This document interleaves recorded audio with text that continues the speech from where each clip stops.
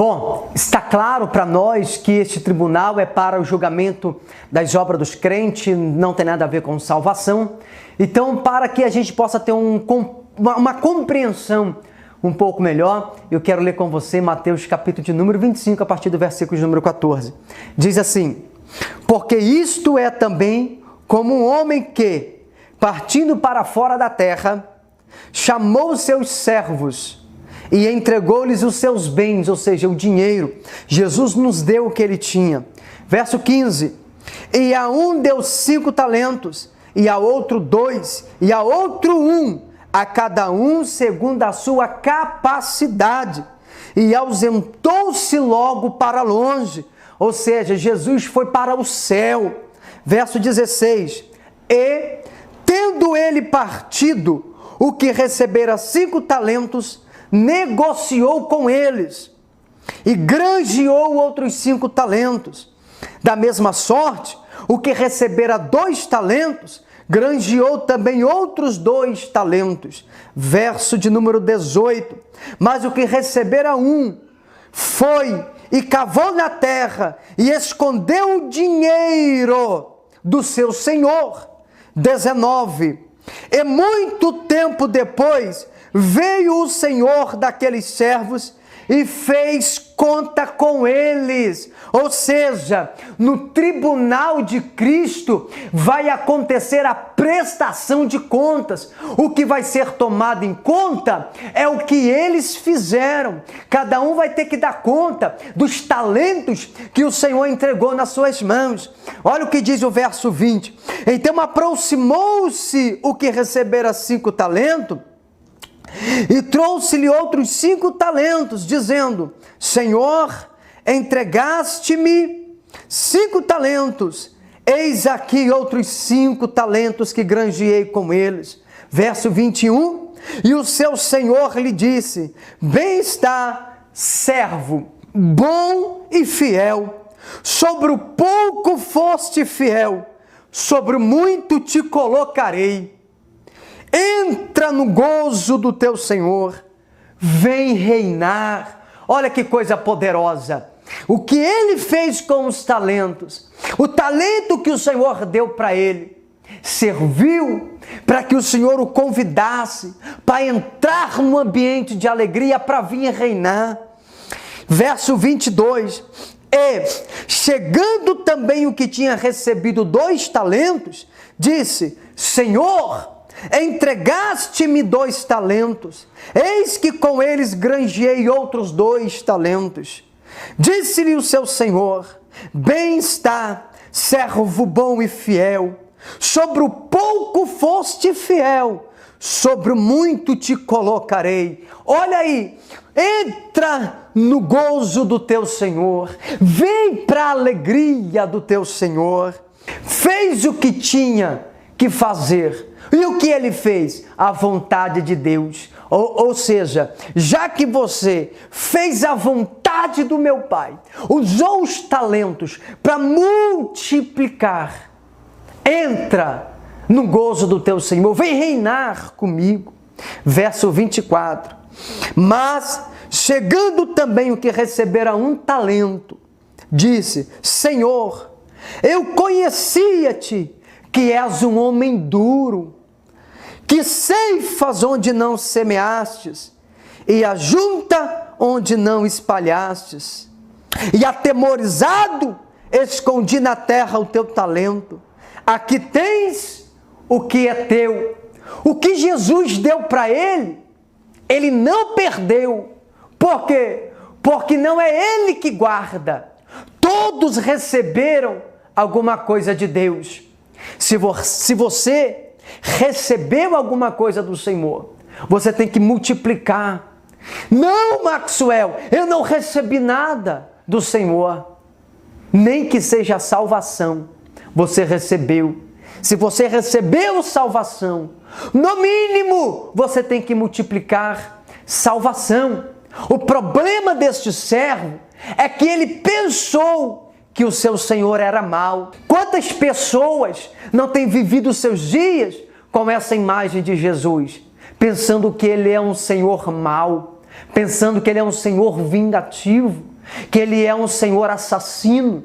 Essa visão que temos de Deus, essa visão que temos de Jesus Cristo, vai fazer muita gente ficar fora do reino.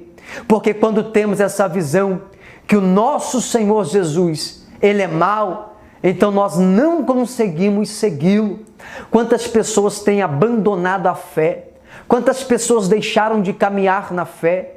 Porque criaram nela esta visão de um Jesus mau, de um Jesus tenebroso, de um Jesus vingativo. E por conta disso, estamos perdendo muita gente para o diabo. Muitas almas estão sendo ceifadas porque estamos apresentando para estas pessoas um Cristo vingativo. Mas o meu Jesus, Ele não é vingativo assim. Olha o que diz o verso 26 de Mateus 25 ainda. Respondendo, porém, o seu senhor disse-lhe: mau e negligente servo, sabias que ceifo onde não semeei e ajunto onde não espalhei? Devias então ter dado o meu dinheiro aos banqueiros, e quando eu viesse, receberia o meu com juros.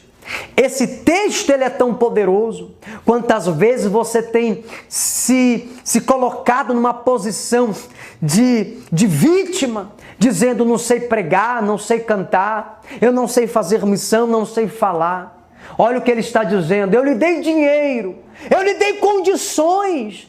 Por que então você não pegou esse dinheiro e deu aos banqueiros? Quem são os banqueiros?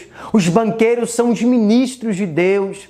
Os banqueiros são os missionários. Os banqueiros é a obra do Senhor. Se você talvez não tem condições, se você talvez está envolvido com os seus negócios, com a sua empresa, com as suas ocupações, que talvez não deixa você ir fazer a obra, que talvez não permita você sair para pregar, para anunciar, para ganhar almas.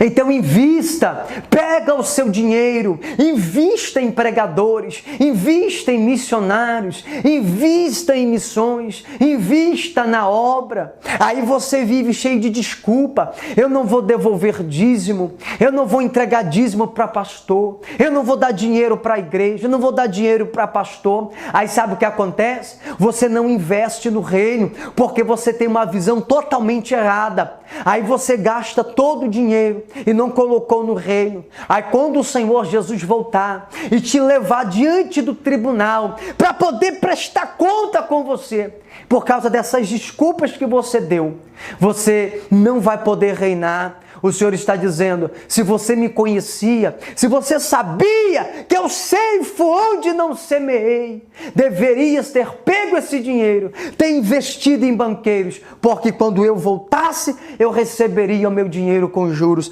É o que diz o verso de número 27. Tirai-lhes, pois, o talento e dai ao que tem os 10 talentos. Olha, observa o talento desse rapaz que não multiplicou o talento. O dele vai para aquele que tem mais talentos, aquele que fez a vontade de Deus com mais maestria, aquele que não se intimidou, porque a qualquer que tiver será dado e terá em abundância, mas ao que não tiver, até o que tem lhe será tirado. Olha o verso 30. Lançai, pois, o servo inútil nas trevas exteriores. Ali haverá pranto e ranger de dente. Sabe o que me preocupa? É que essas pessoas que não vão reinar, porque desperdiçaram o talento, porque arrumaram desculpa, eles vão ser lançados nas trevas exteriores. Essas trevas exteriores que diz a Bíblia não tem nada a ver com o inferno, até porque o inferno ainda nem foi inaugurado. Nesse momento não tem ninguém no inferno. O inferno vai ser inaugurado no dia do anticristo e do falso profeta, quando for lançado lá dentro, como diz o profeta Isaías, ou o profeta Isaías, que com o sopro da boca de Deus, o Senhor mesmo acenderá as chamas do inferno. Então, o que é as trevas exteriores, se não é o inferno? Essas trevas exteriores que está falando o texto, é todo lugar fora de Jerusalém, durante o milênio, durante o reino milenar. Todos que estiverem fora de Jerusalém, nesse período de reino, será trevas exteriores, será lançado para um tempo de disciplina. Nós precisamos entender, quem tem obras, conquista o reino. Quem não tem obras, trevas exteriores. É crente, é salvo, mas não vai reinar. Esse período de trevas exteriores será um período de 1000 anos. Aqui mora uma das maiores confusões da igreja no que tange a doutrina da salvação. Porque se não aprendermos isso, ficaremos confusos. É por obras ou é pela graça? Um ponto importante é que temos que fazer essa distinção do reino e da salvação. E antes mesmo de entrarmos no assunto propriamente dito, que é o nosso foco desse modo, que é convergir esses dois evangelhos, vamos falar um pouco mais do que já falamos na aula 1 desse evangelho. A graça não é um conceito, doutrina ou ensinamento ou alguma coisa. A graça é uma pessoa. A graça é o próprio Senhor Jesus. A graça veio anunciar o reino. Ela andou entre nós. É importante sabermos disso. A graça, ela nunca falou dela mesma, mas ela sempre abria a boca para anunciar que o reino viria. Por isso, o evangelho da graça e do reino, eles não podem entrar em conflito, porque a graça é uma pessoa e o reino é um período de tempo. A graça, ela vai reinar durante o período do tempo do reino. Vamos ver o que está escrito em João, capítulo 1, versículo número 14. E o Verbo se fez carne e habitou entre nós, e vimos a sua glória como a glória do unigênito do Pai, cheio de graça e de verdade. Jesus não falou sobre a graça. Por que ele não falou sobre a graça? Porque ele é a graça em pessoa. Quando ele vai falar sobre a verdade, ele declara também ser a própria verdade. Verso 15 está escrito: João testificou dele e clamou dizendo: Este era aquele de quem eu dizia, o que vem após mim é antes de mim, porque foi primeiro do que eu. E todos nós recebemos da sua plenitude e graça por graça. Plenitude é completa, é a completude do que ele mesmo era. Quem recebe a Cristo, recebe a graça, recebe a plenitude, a completude do próprio Cristo. Olha o 17. Porque a lei foi dada por Moisés. Esse é um dos textos mais poderosos que eu acho, mais lindos da Bíblia. Porque a lei foi dada por Moisés. A graça e a verdade vieram por Jesus Cristo. Observa, Jesus é a graça. João 14,6 está escrito: Disse-lhe Jesus: Eu sou o caminho e a verdade e a vida. Ninguém vem ao Pai senão por mim. Ele não tinha a verdade. Observa que Cristo, ele não disse: Eu tenho a verdade. Que ele declara: Eu sou a verdade. Por quê? Porque a graça e a verdade é uma pessoa. A graça e a verdade vieram por Jesus Cristo. Ele declarou que é a verdade. Ele é a graça, ele é a verdade. Por isso a verdade, você não entende ela. A verdade, você se conhece ela. Nunca tenta entender a verdade, mas procure sempre conhecer a verdade. Não tenta aprender a verdade, mas procure conhecer a verdade. Porque o que é a verdade, senão uma pessoa?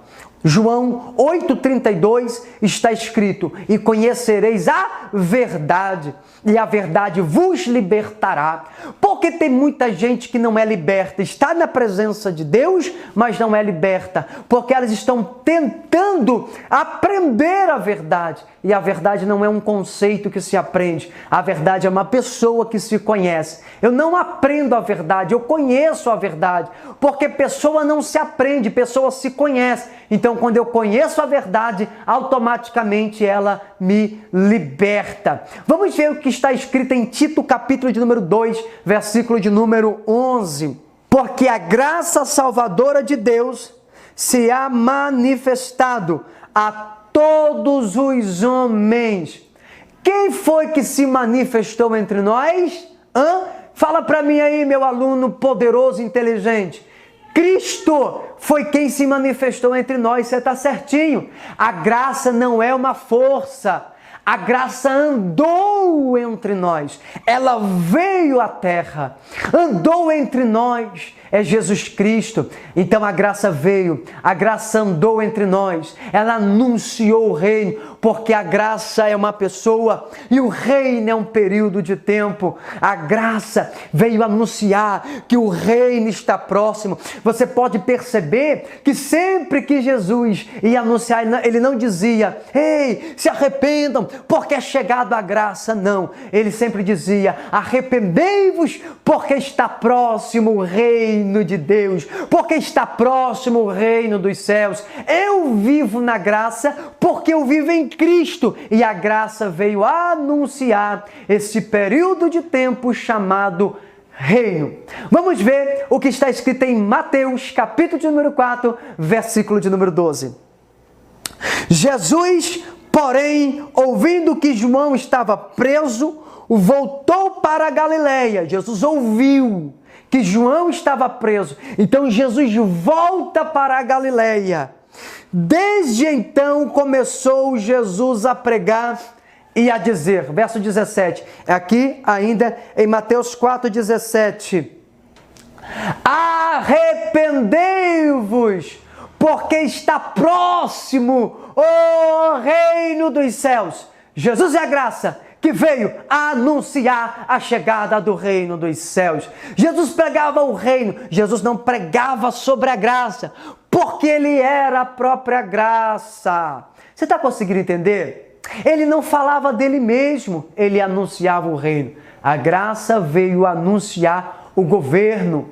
Que governo é esse? A graça é a pessoa que vai governar durante o reino milenar, durante o período do milênio de Apocalipse, capítulo de número 20. Agora a pergunta que não quer calar: como é e onde é que o evangelho da graça e o evangelho do reino se encontram? Onde que esses dois evangelhos se convergem para que um venha dar sequência no outro? Vamos ler João, capítulo de número 15, a partir do versículo de número 1. Eu sou a videira verdadeira e meu pai é o lavrador. Toda vara em mim que não dá fruto, atira e limpa toda aquela que dá fruto, para que dê mais fruto. Olha o verso 3. Vós já estáis limpos pela palavra que vos tenho falado. Preste atenção no verso 4, que aqui está uma revelação poderosa. Estai em mim e eu em vós. Como a vara de si mesma não pode dar fruto. Observa, você é a vara, o galho. Cristo é a árvore, a videira. E ele está declarando: estai em mim e eu em vós. Como a vara de si mesma não pode dar fruto, se não estiver na videira, assim também sois vós, se não estiverdes em mim. O que são os frutos aqui? São as obras. Como é que eu conquisto o reino? Eu conquisto o reino pelas obras. O que é que está dizendo o texto aqui? Que nós não podemos dar fruto se não estiver na videira. Não podemos dar fruto, não podemos ter obra. Que obra é essa? A vontade do Pai. Não é qualquer obra. Não é qualquer obra. Esta é a obra que é a vontade do Pai. Então agora vamos analisar. Só há fruto se eu estiver na videira. Agora a pergunta é: quem é a videira? A videira é Cristo. A videira é Jesus. Quem é Jesus? A graça. Você não pegou essa, né, meu filho? Eu só posso produzir fruto se estiver na videira. Observa, a vara por si só não dá fruto.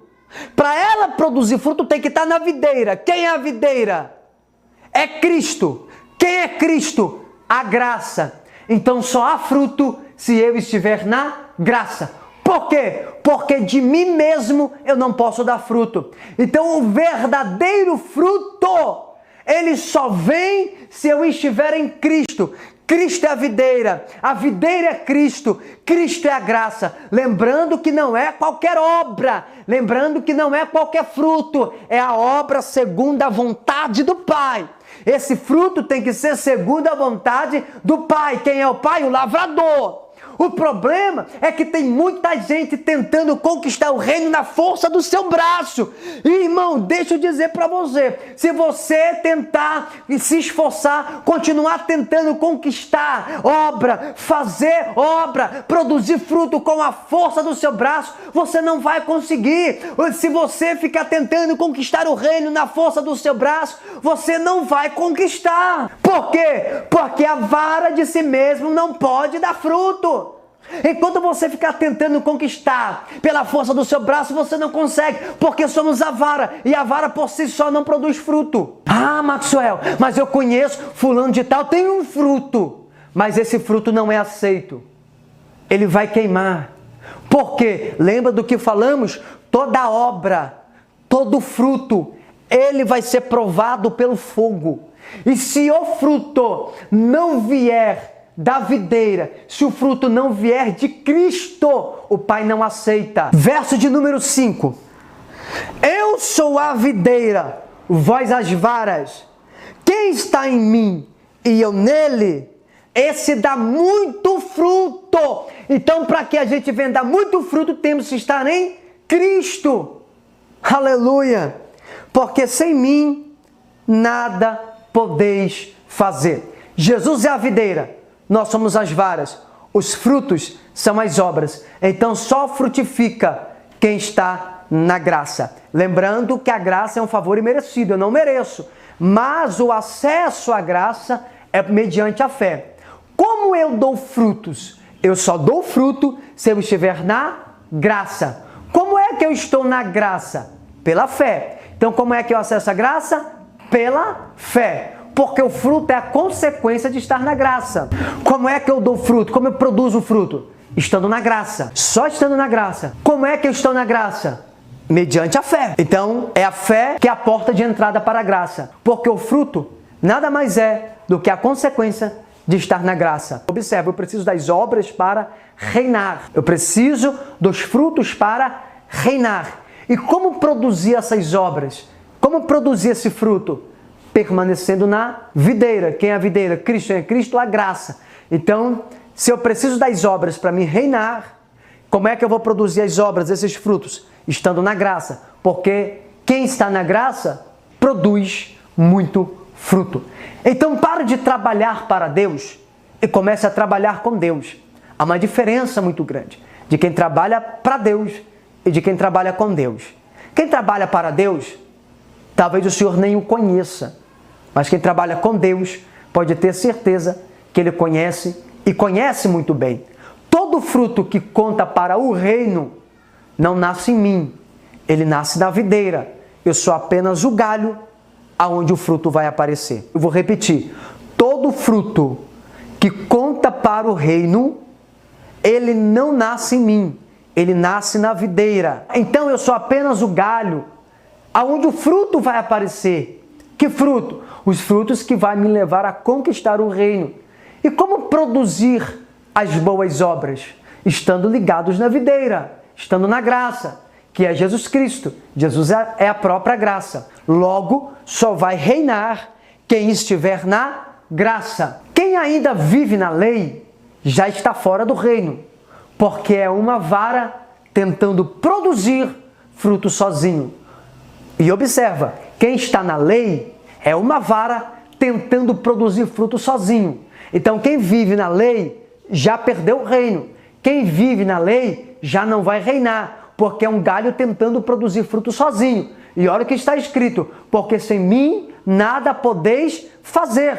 Se eu não estou na graça, não tem reino. Não tem como eu reinar se eu não produzir o fruto para o reino. Para mim reinar eu tenho que ter fruto, tem que ter obra. E como é que eu produzo essa obra, esse fruto? Estando na graça. Então a graça me faz, ela produz o fruto, esse fruto aparece em mim. E esse fruto que aparece em mim me faz conquistar o reino. Por quê? Porque no dia do tribunal vamos ser provadas, nossas obras vão ser provadas. Porque só quem está na graça pode fazer alguma coisa para Deus. Deus não precisa da nossa opinião para nada. Então o que eu tenho que fazer? Ficar na videira, ficar na graça, ficar em Jesus é simples. Porque o galho só está ligado na videira. Então, se de fato você estiver em Cristo, se de fato você estiver na graça, se de fato você estiver na videira, não tem outro resultado a não ser produzir muitos frutos. Permaneça em Cristo, permaneça na videira, permaneça na graça e automaticamente você vai começar a produzir fruto sem se esforçar. O fruto começa a aparecer. O galho não se esforça para poder produzir fruto. O galho está na videira, na árvore e de repente apareceu um fruto sem ele mesmo se esforçar. Não confunda o estar salvo com o estar em Cristo. Eu vou repetir. Não confunda o ser salvo com estar em Cristo, porque tem muita gente que é salva, mas não está em Cristo. Porque se ser salvo fosse estar em Cristo, então todos estariam frutificando muito nesse exato momento. Mas temos que admitir que existem muitas pessoas que nunca deram um fruto sequer. Mas elas não são salvas, pastor Maxwell? É claro que são.